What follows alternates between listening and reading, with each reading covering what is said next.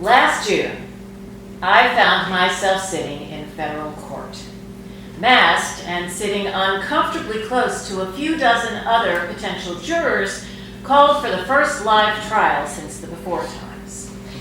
The judge, a tiny, leathery Reagan appointee with a black toupee, gleefully informed us that the trial was probably going to take a couple of weeks, and that it involved multiple defendants charged with pandemic relief fraud. He looked like he was just happy to be out of the house. I, on the other hand, was perched on the edge of my bench waiting for any possible opportunity to disqualify myself and go home.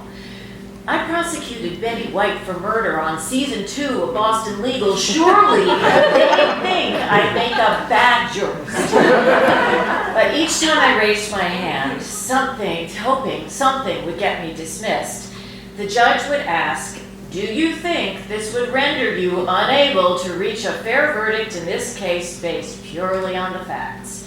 And each time I said, "No, Your Honor." Now, I have watched any number of people be excused after saying ridiculous or hateful things that they clearly didn't believe. I just couldn't be that asshole. And I couldn't lie to the judge under oath. I might have been able to get out of jury duty, but I couldn't escape my conscience. So, for the next 2 weeks, I sat behind plexiglass panels, a safe distance from 13 other citizens who couldn't get out of doing their civic duty. At least, it would be an escape from quarantine, and I'd have an excuse to go somewhere other than the grocery store and spend time with people I wasn't related to. The federal prosecutors laid out their case. It was the stuff of tabloid news: conspiracy, theft, money laundering, $450,000 in cash stashed in a backyard. 4 members of an Armenian family, the mastermind, his wife, his brother, and his cousin, were accused of defrauding the government of $19 million in pandemic relief. They just kept filling out applications for relief in the name of fake or stolen identities, and then laundered the money via stolen property and goods. The entire scheme was laid out in 50 pages of text conversations between the mastermind and his sister-in-law, complete with laughing emojis commenting on everyone's stupidity.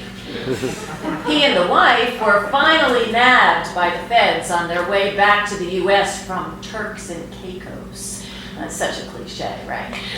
In possession of a dozen fake credit cards, which apparently they needed on vacation.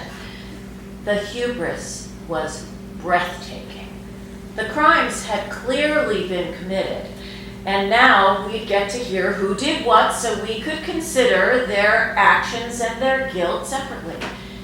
The defendants each had their own fancy lawyer who started pointing the finger at all the others like a circular firing squad. My experience as a prosecutor on season 1 of Dexter told me that meant they weren't all equally guilty. I wondered if the other 3 just got roped into the mastermind scheme on good faith. It drove me crazy that I couldn't see their masked faces to scrutinize them for traces of guilt or malice. By the time the defense rested, it was clear to me that jury deliberations were going to get complicated. There was something like 150 counts to go through.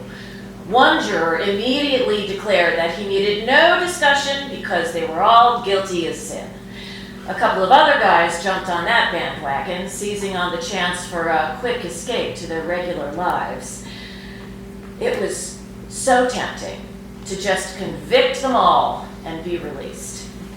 But there were 5 minor children who would basically be orphaned if all of their parents went to jail for what I imagined would be a very, very long time.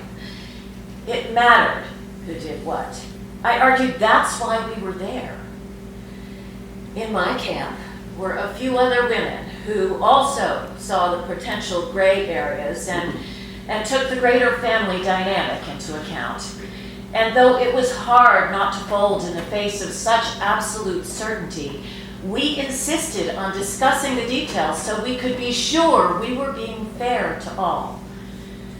The weight of the responsibility for these lives held me in its grip. We debated the jury instructions, which seemed to say that playing any part in the conspiracy made one guilty of the whole, but I wanted to go through each count and only convict each individual according to their actions. I was concerned that maybe the wife really didn't know the extent of the operation.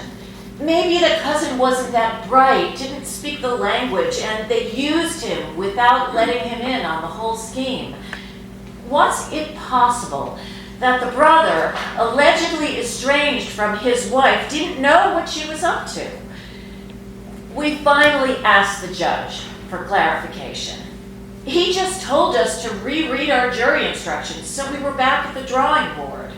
How can regular citizens be entrusted to save or ruin families if we don't understand how to interpret the law? Even prosecuting a rapist on season 1 of Law and Order did not prepare me for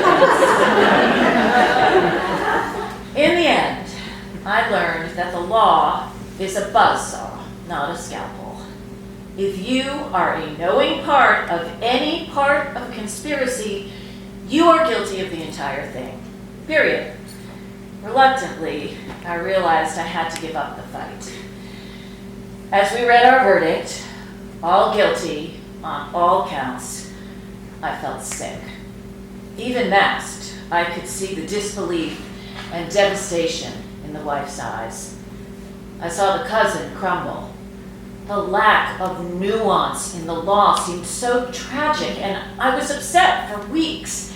I kept thinking of the wife and her 3 teenage kids being kicked out of their ill-gotten mansion, their grandma kicked out of her new home.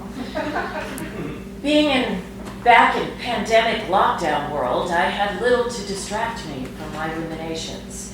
I stopped sleeping well. I drove my husband crazy rehashing the case and talked about it to whomever would listen. I checked the Times daily for the story I was sure would come from the reporter who was in the courtroom every day. Finally, a few weeks later, there was a big front page story about the case, including photos of the SWAT team arriving at dawn to storm their Tarzana mansion. I learned a lot of things I wasn't permitted to know at trial. All of it pointed to their guilt, especially the part about the wife running through the house in her robe and slippers during the raid with grocery bags full of cash that she chucked into the bushes. She was in on it, every bit of it. And I was so mad that I had spent so much time and lost sleep feeling sorry and worried for her. Sentencing was scheduled for September. As the summer passed, the sting of the verdict softened and my attention turned to other things. Then, driving to the grocery store one afternoon, I heard a news story about a Tarzana couple who, days before their sentencing for pandemic fraud, cut off their ankle bracelets and escaped, leaving their children behind. It was believed they left the country. They were in the wind for 6 months, but in February, they were arrested in Montenegro, where they awaited extradition. I'm glad they won't escape justice. I'm glad they lost the houses and the diamonds and will go to prison, even if I feel sorry for their children. I am also comforted that they got a fair trial, even if my overdeveloped anxiety and concern for them turned out to be unfounded. If I were on trial, I'd want someone like me on the jury. I didn't escape jury duty, and I didn't escape my conscience, but ultimately, I'm okay with that. which is good because a couple of days ago I received this summons.